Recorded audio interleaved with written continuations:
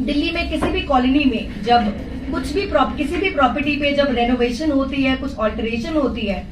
तो कई बार एमसीडी द्वारा उन प्रॉपर्टीज को बुक कर दिया जाता है। पर जब वो प्रॉपर्टीज बुक हो जाती हैं, फिर उसमें या नई बिल्डिंग बन रही हो उसको बुक कर दिया जाता है,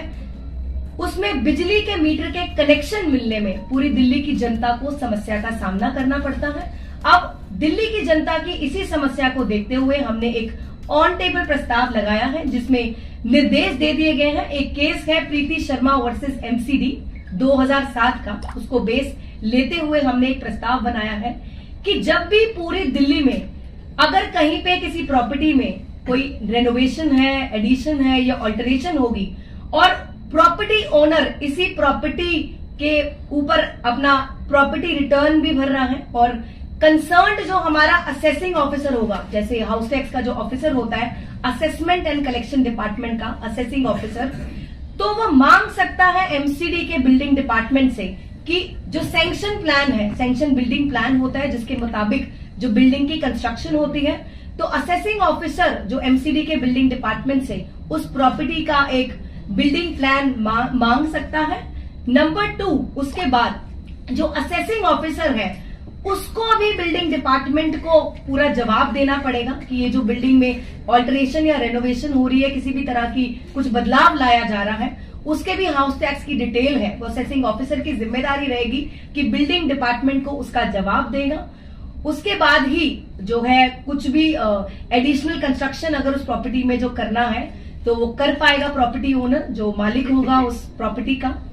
नंबर 3, बिल्डिंग डिपार्टमेंट और असेसिंग ऑफिसर को एक दूसरे की जो जवाबदेही रहेगी वो 15 दिन के अंदर दोनों की क्वेरीज का जवाब देगा।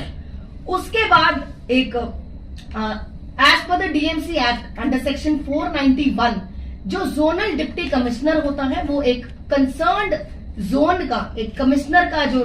रूप है, जो कमिश्नर की जिम्मेदारी की तरह निभाता है, और कमिश्नर, डिप्टी कमिश्नर हो या सुपरिटेंडेंट इंजीनियर हो या एक्शन बिल्डिंग हो, इन सबको भी इंश्योर करना है कि जिस प्रॉपर्टी में कुछ भी बदलाव लाया जा रहा है, अनऑथराइज्ड कॉलोनी हो या अनऑथराइज्ड कंस्ट्रक्शन हो, इन सभी की, तीनों की जिम्मेदारी बनती है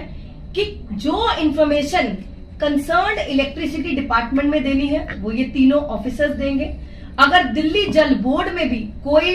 इंफॉर्मेशन इन प्रॉपर्टीज की देनी है तो ये तीनों अफसर की जिम्मेदारी होगी कि अगर कोई एक्शन अनऑथराइज्ड कंस्ट्रक्शन पर लेना है उससे पहले दिल्ली जल बोर्ड और इलेक्ट्रिसिटी डिपार्टमेंट में पूरी एक रिपोर्ट इन प्रॉपर्टीज की बनाकर देंगे।